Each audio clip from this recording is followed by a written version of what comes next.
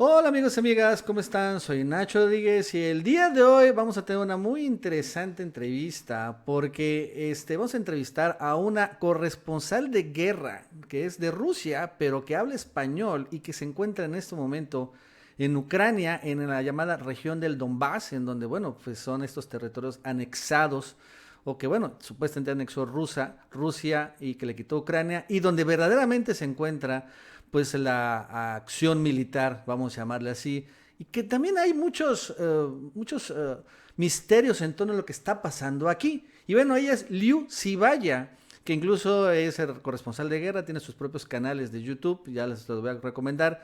Y bueno, antes de arrancar, te quiero saludar, Liu, muchas gracias por esta entrevista. A ti, muchísimas gracias por invitarme y por darme la oportunidad de contar lo que muchos medios, la gran mayoría de hecho, no cuentan. Liu, entonces, tú ahorita estás en Ucrania, en ese momento que estás haciendo esta entrevista, ¿así es?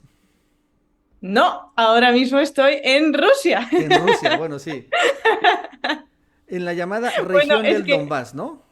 claro, es como una especie de territorio en disputa, pero los que trabajamos de este lado, pues hombre, intentamos aceptar un poco el hecho de la voluntad popular, teniendo en cuenta que la gente al final con la que trabajamos, a la que entrevistamos, aquí ha votado en un referéndum y ha decidido formar parte de Rusia y llevan 8 años luchando por la posibilidad de pertenecer a Rusia, pues yo, como, digamos, mostrando respeto hacia ellos, considero que estoy en Rusia, no en Ucrania, pero desde Ucrania se considera que estoy en Ucrania, efectivamente. Bueno, entonces estás en esta franja, ¿no? Finalmente vamos a ponerla en disputa, bien dices tú, ¿no?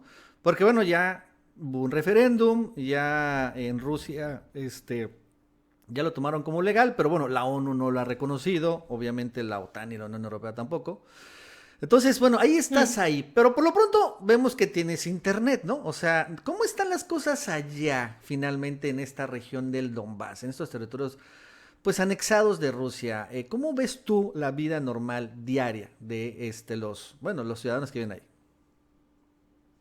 Bueno, la vida normal varía un poco de los ataques ucranianos que se producen o no en mayor o menor medida en el territorio en cuestión. Es cierto que aquí en la gran mayoría de los sitios tenemos wifi y en muchos ahora mismo no podemos disponer de 4G porque tienen que apagarlo para que el ejército ucraniano no pueda corregir disparos y no pueda bombardear la ciudad. También por eso decimos Donbass y no decimos estoy en la ciudad tal o en la ciudad cual, porque bueno, pues nos piden que por seguridad los que trabajamos desde aquí al final desempeñamos una labor periodística que tengamos un mínimo de cuidado. En cuanto a Internet, lo hay. En cuanto al agua, por ejemplo, en la República Popular de Donetsk es un asunto bastante complicado, puesto que desde hace, yo diría que años, lo que pasa es que ha sido intermitente el tener agua o el no tenerla y desde hace unos 8, 9, 10 meses Ucrania cortó por completo el suministro de agua desde los territorios que Ucrania efectivamente controla, ¿no? Entonces, el problema en Donetsk con el agua son dos cosas. La primera, que el flujo principalmente está cortado y por lo tanto ahora mismo en la ciudad el agua sale, se da cada 3 días, unas cuantas horas Ujú. por barrios y también se reparte por la administración y hay puntos donde la gente pueda coger agua tanto potable como técnica, que se llama, para ducharse o cualquier otra cosa. Y también el segundo problema es que Ucrania bombardea constantemente instalaciones civiles de agua. Hace poco hacía un reportaje que ha salido en la versión corta, pero la larga todavía la tengo que editar, de unas instalaciones que se llaman Donbass Agua, que son básicamente aquellas que se dedican a reparar y mantener todos los puntos de agua, el servicio de agua en general en la ciudad de Donetsk, ¿no?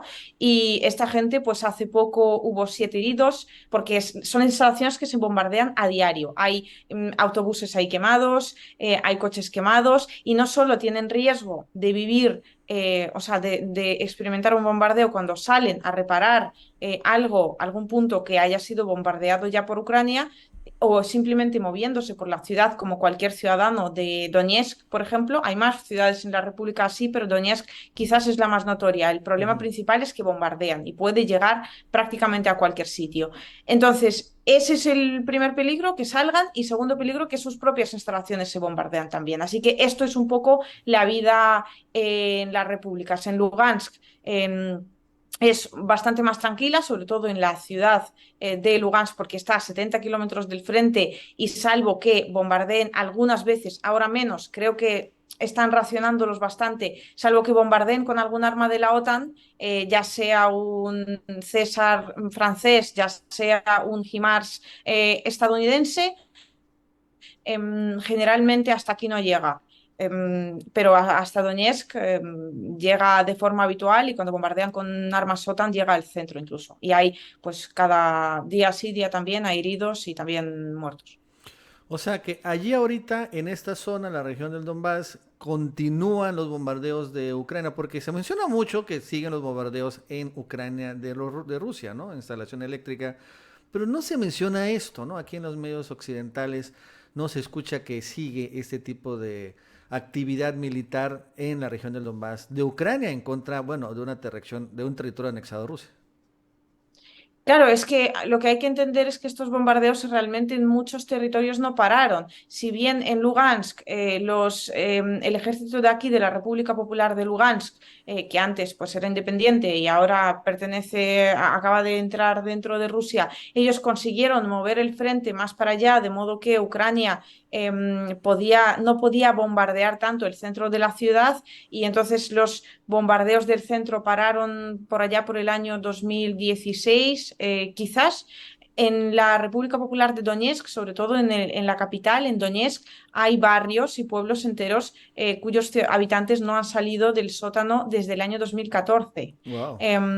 O sea, que llevan Ujú. viviendo bombardeos constantes desde hace años, que es lo verdaderamente grave y por lo que yo también decidí venirme aquí, porque es que me pareció tan injusto el hecho de que nadie de la Unión Europea reportara, aunque sea en sus redes sociales, desde esta región y contara que aquí la gente, claro, es que ellos no deciden pertenecer a Rusia o buscar el apoyo o la ayuda de Rusia así como así. Deciden hacerlo cuando hay un país, que es Ucrania, que no dejó de bombardearles en los 8 años que llevan de guerra civil. Y ese es el principal tema que siempre se oculta en los medios de comunicación, que la guerra en Ucrania efectivamente existe, pero lleva 8 años siendo civil y se lleva pidiendo a la Unión Europea una solución que en principio sobre el papel entre Ucrania, Rusia, estas regiones y la Unión Europea de observador independiente se encontró, se llaman los protocolos de Minsk, Ujú. pero ni los primeros protocolos de Minsk ni los segundos protocolos de Minsk jamás se cumplieron.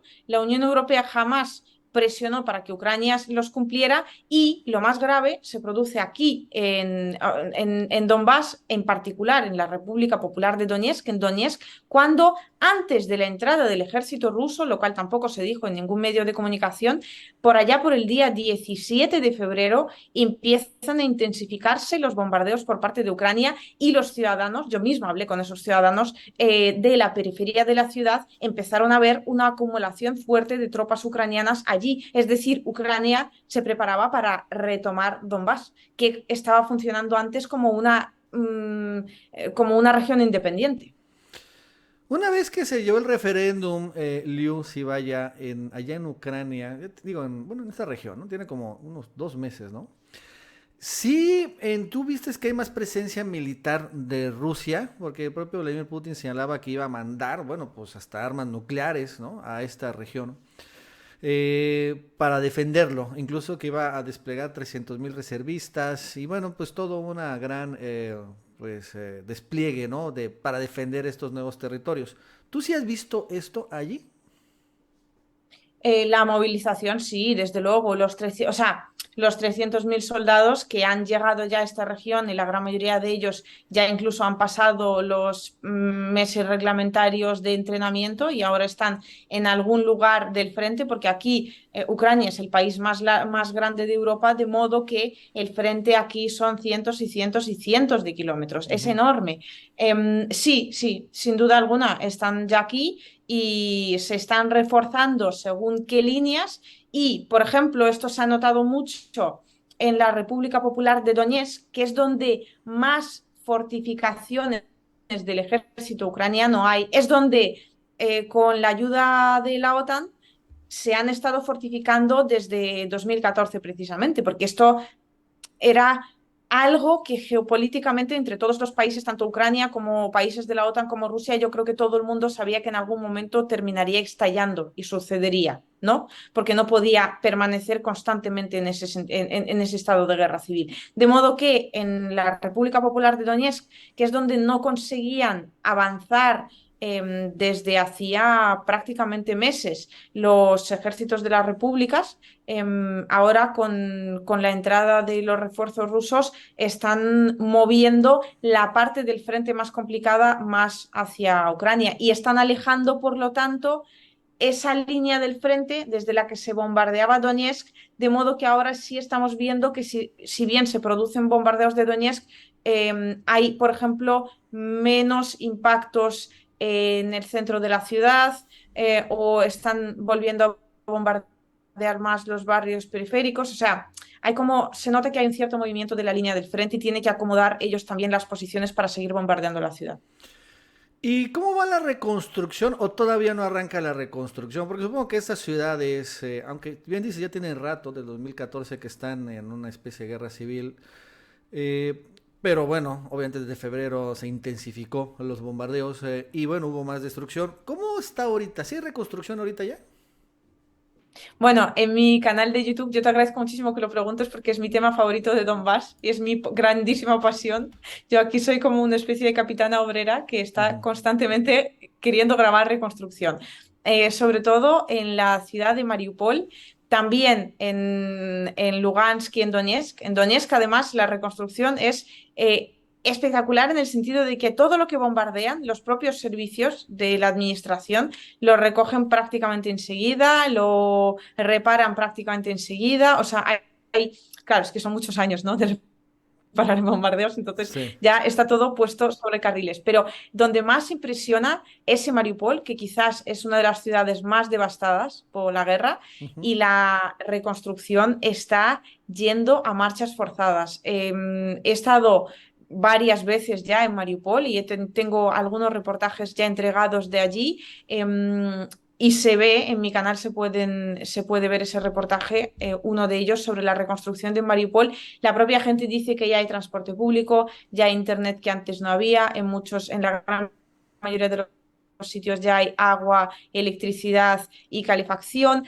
Se han repartido los puntos de trabajo porque además tienen un sistema entre Rusia, o sea, el Ministerio de Defensa de Rusia, que es el que hace las obras más grandes, y las diferentes regiones de Rusia, que suelen cogerse pues algún punto de transporte público, algunos edificios en particular, algún sitio que tienen que reparar. Entonces, está organizadísimo ya. Han entrado a construir, llevan desde, por lo menos desde junio, julio, prácticamente algunos incluso desde mayo, tan pronto como terminaron los combates en Mariupol, hubo como unas 2, 3 semanas de organización, entraron y ahora se han entregado ya los edificios, que son los primeros 6 bloques y ahora faltan otros 6, de un barrio entero donde hay de todo. Va a haber jardín infantil, gimnasio, colegio, o sea, es un barrio entero que ya han construido la mitad, que ya han entregado los primeros pisos de forma completamente gratuita y ahora están construyendo más barrios así. Están reparando los edificios que se pueden reparar, construyendo edificios nuevos a mansalva. De verdad, es impresionante las obras que hay en Mariupol. Están reparando toda la infraestructura comunitaria.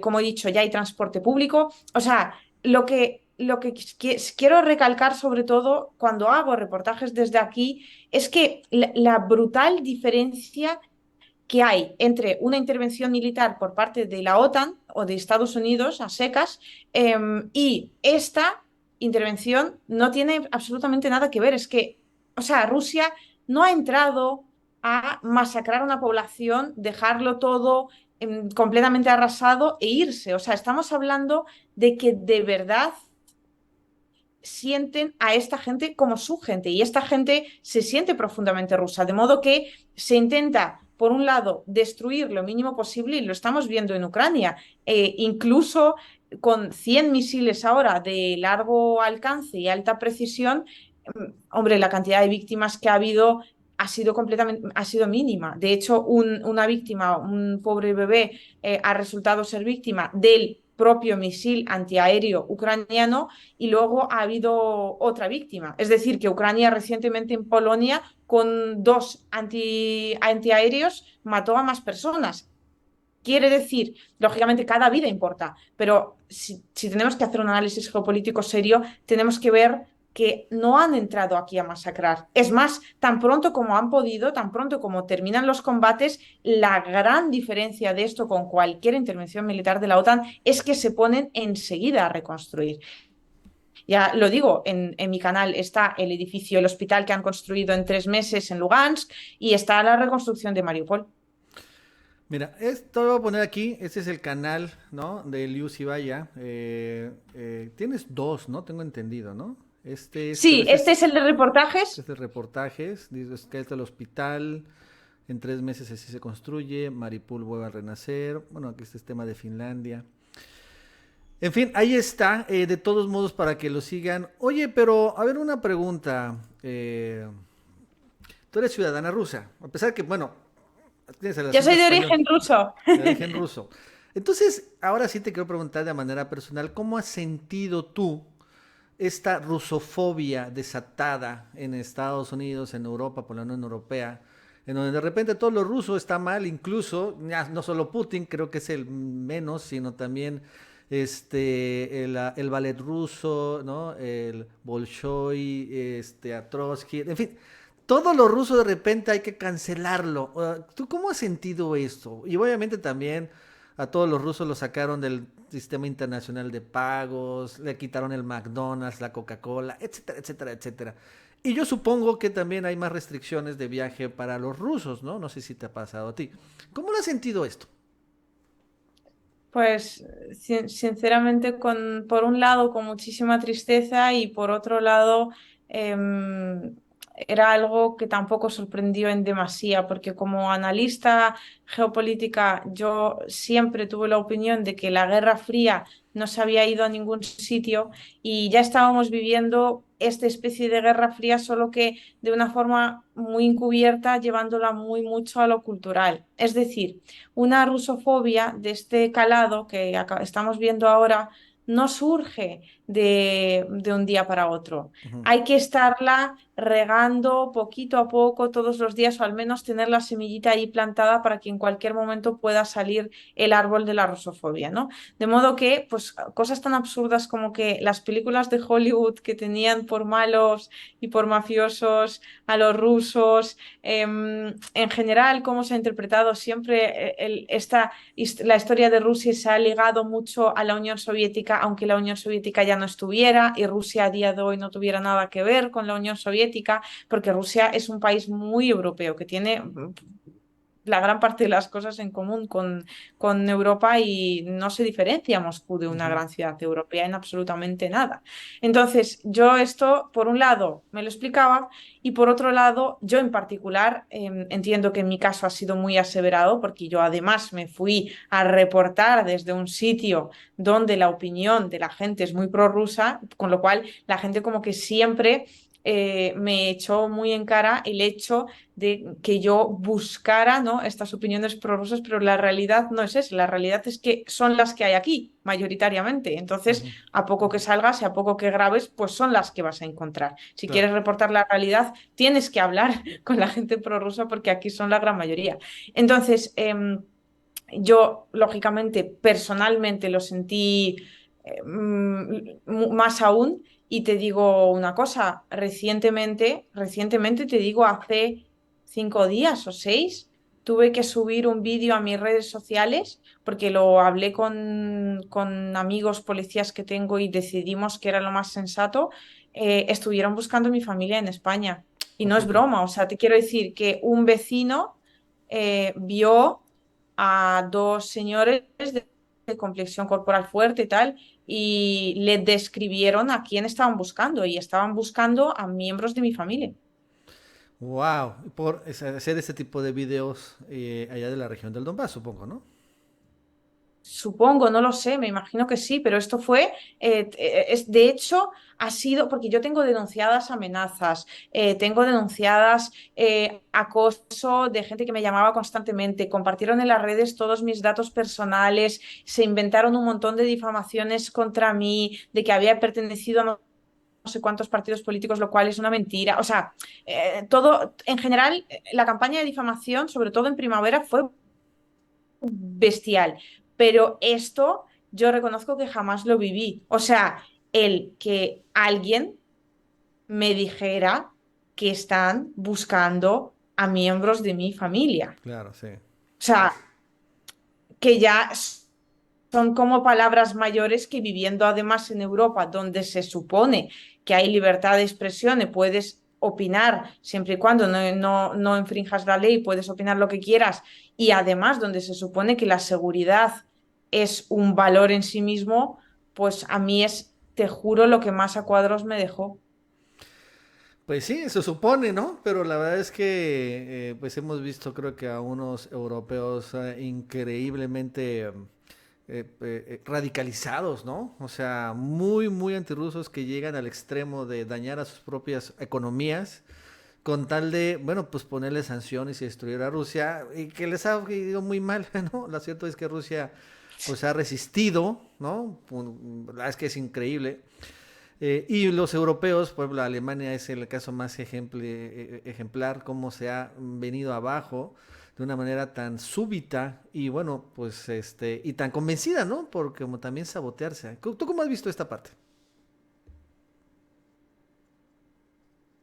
Pues también con tristeza, porque ten en cuenta que yo vivo en Europa y pago mis impuestos en Europa. Y el bienestar que quiero tener es el europeo, porque, bueno, pues ha sucedido así que yo me vine a estudiar a Europa con nada, o sea, por ningún motivo que tuviera que ver con la política, pues es una historia completamente personal, pero ya llega un momento en el que yo tengo a mis seres queridos en Europa, en España en particular, entonces yo tengo una vida montada allí. Cuando la gente me dice, no, pues ¿por qué no te vas a Rusia, hombre? Pues porque no sé por qué tendría que hacerlo. Sí, ya tu casa, Pero tu hogar esto, está en Europa, ¿no? Ajá.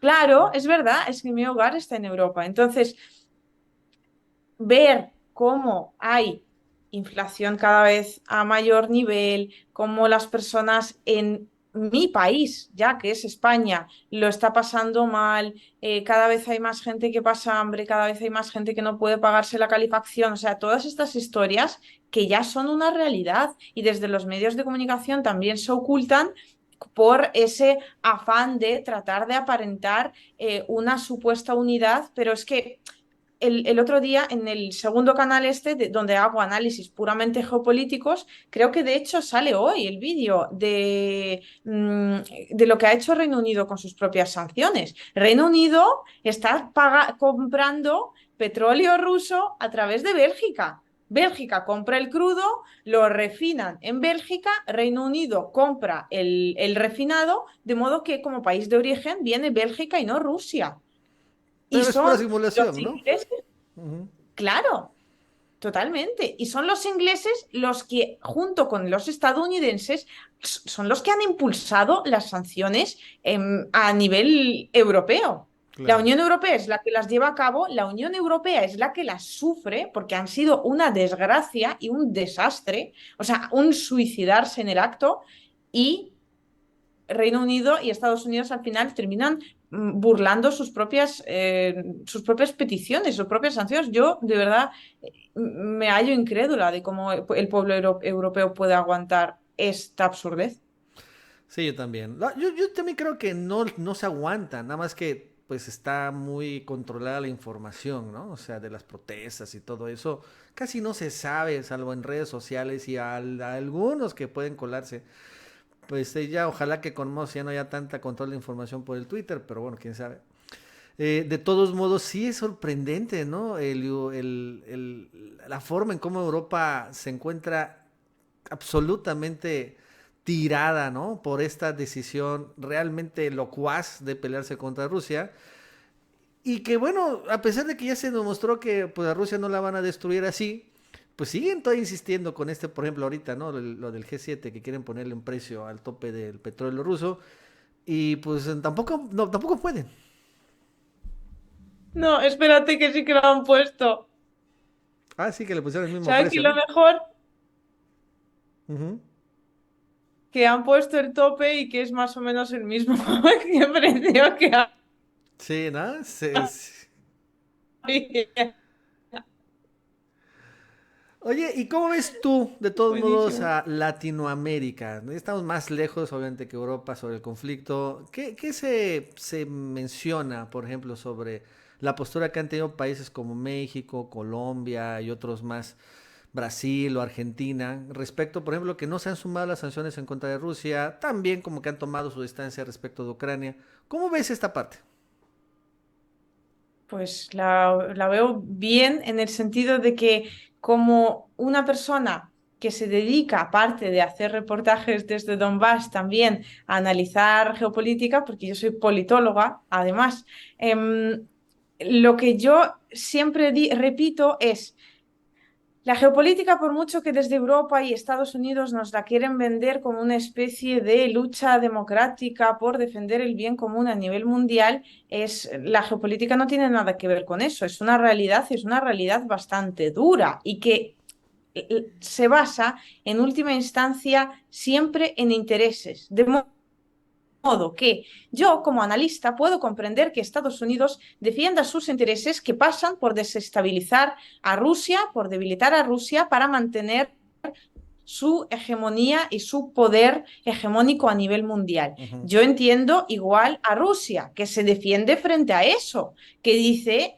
que no le da la gana que Estados Unidos le imponga sus intereses que no tienen nada que ver con los rusos. La parte que no entiendo es la parte de la Unión Europea que decide, por alguna razón, seguir defendiendo los intereses de los Estados Unidos, aunque eso no tenga nada que ver y de hecho sea todo lo contrario a defender los intereses europeos. De modo que la decisión de los países de América Latina que se han distanciado de este conflicto, pues sinceramente me parece la más inteligente y la más sensata. Si no va en sus intereses nacionales el hacerle frente a Rusia, porque no va en sus intereses nacionales llevarse mal con Claro. Rusia. ¿Por qué fueran a hacerlo? Al igual que Europa no lo hizo por Siria, no lo hizo por Irak, no lo hizo por Yugoslavia. O sea, no es una cuestión del no a la guerra, es una cuestión del no a Rusia, porque a Estados Unidos le interesa. Y que América Latina tenga voz propia,